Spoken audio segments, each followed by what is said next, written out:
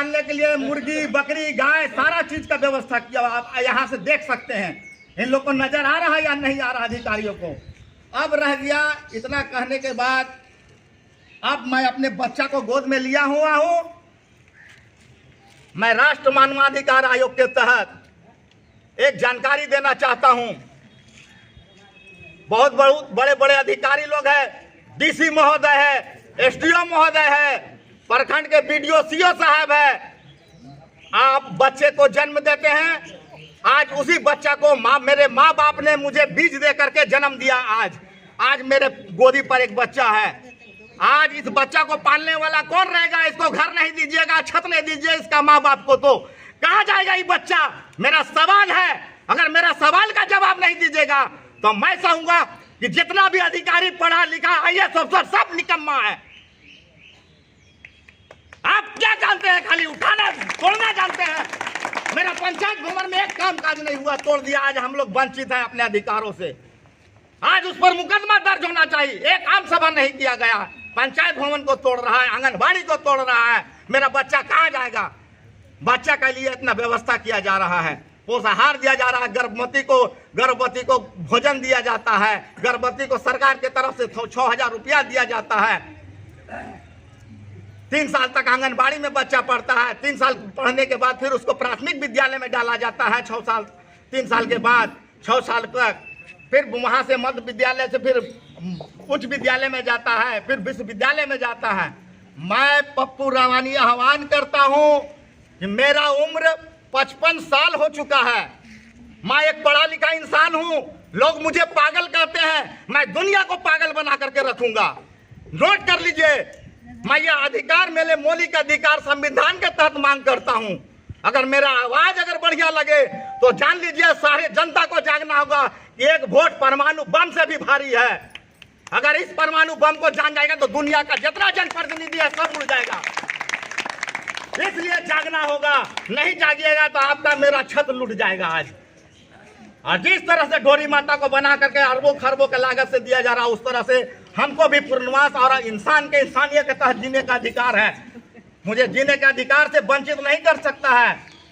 भारत में 85 करोड़ लोगों को BPL आज हम दिखा रहे हैं अपने हाथों में धर करके। मैं भी आधार कार्ड, वोटर कार्ड और लाल कार्ड, पीला कार्ड धारी हूं। पढ़ लिख करके इस देश में शर्म आना चाहिए भारत के लोगों को कि पढ़ा लिखा लोगों को एक झोला धरा करके 5 किलो अनाज के लिए लाइन कतार में खड़ा होना पड़ता है। या 5 किलो अनाज मिले तो मैं जिंदा रहूं। मैं इस लड़ाई को अंतिम छोर तक पहुंचाऊंगा। मेरे सांसद प्रतिनिधि, विधायक प्रतिनिधि, मुखिया प्रतिनिधि, जिला परिषद, जितना भी वार्ड सदस्य से नीचे तक चुन करके गए हैं, सारा लोग को ध्यान में अपने ओर आकर्षित कराना चाहता हूं। अगर आप जनता के हित में काम नहीं कीजिएगा तो आपको इस देश में राजनीति करने का कोई अधिकार और हक नहीं है। आप अपने पदों से इस्तीफा दे दे। आज कोलियरी को, यहाँ के कोलकाता मजदूरों को मध्य प्रदेश, छत्तीसगढ़, उड़ीसा से ला करके मजदूर बेल्ट में आज हमको बसाया गया था। बसे थे हम लोग। 1980-82 के दशक में राष्ट्रपति पुरस्कार से भी सम्मानित किया, नारायणन के दुआ किया था। आज बोकारो कोलियरी मरनासन के योर है। खदान DD माइंस को खोले 25 साल हो चुका है। 25 साल में 20 साल घाटे ही में चल रहा है। उसके बाद भी यहाँ के लोगों को जिस मीडिया प्रभारी, जिसको दर्पण कहा जाता है, वो हमारे बीच नहीं आ पाते हैं। लोगों के जन समस्याओं से सरोकार नहीं रखते हैं। आज उस दर्पण को मैं अपने धरती पर रख करके फोड़ देना चाहता हूं। अगर जिस पत्रकार मीडिया के माध्यम से अगर दर्पण दिखा रहे हैं तो उन अधिकारी अफसरों को दर्पण दिखाएं, ताकि जन एक एक घर में जा करके आप उससे सूचना ले कि आपका क्या समस्या है, उसको उजागर करे। तब मैं चाहूंगा, जानूंगा कि यहाँ पत्रकारिता जगत में अभी जान है। नहीं तो मैं नहीं चाहूंगा कि पत्रकारिता जगत में जान है। अगर पत्रकारिता जान ले, आज देश में इतना बड़ा भ्रष्टाचार हो रहा है, भ्रष्टाचार बंद हो जाता, रुक जाता। मैन से भी आज सरकार के तरफ से सरकार के 4 अंग है: कार्यपालिका, विधायिका, न्यायपालिका और पत्रकारिता। चौथा स्तंभ पत्रकारिता को माना जाता है, लेकिन 3 स्तंभ क्या कर रहा है? पत्रकारिता का काम है लोगों को बीच दर्पण दिखा कर उसके अधिकारों को जहां हनन हो रहा है उसको उजागर करना, लेकिन आज मेरे अधिकारों को हनन कर पत्रकारिता जगत शून्य गौन के कगार पर खड़ा हो गया है।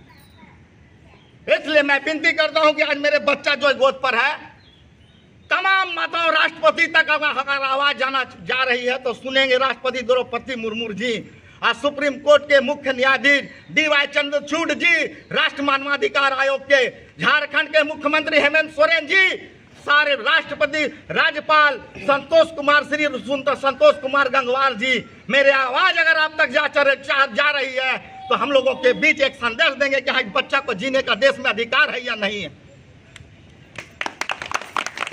इसी के साथ मैं अपने नारा लगा करके जो आवेदन मैंने दिया हूँ, सारा कागजात मेरे पास है, जो भी उच्च अधिकारी आना चाहते हैं मेरे पास आकर के मिल ले कि हाँ, मेरा पास कब से हम संघर्ष करके मैं क्या मांगता हूँ, घर के बदले घर चाहिए, हमको पूर्णवास चाहिए मेरा, मैं कुछ नहीं चाहता हूँ, मुझे जीने दे, बढ़िया से शांति से जीने दे, मुझे गलत रास्ता की ओर प्रताड़ित कर ले जाने के प्रयास ना करे।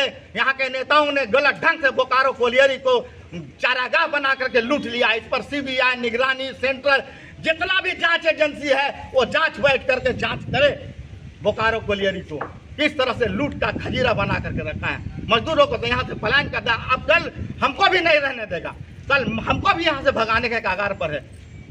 इसलिए मैं गुहार और आह्वान करता हूँ कि मेरे जन समस्या को सुन करके हम लोगों के बीच जितना भी जनप्रतिनिधि है, जो जनप्रतिनिधि हमारे खिलाफ है वो अन्यथा हमारे बीच नहीं यार, जो हमारा समर्थक है वो आकर के हमको मदद करे, सारा लोग मेरे समस्या को सुने, जाने और हमको इंसानियत के रूप में घर के बदले घर बना करके दे और बसाएं।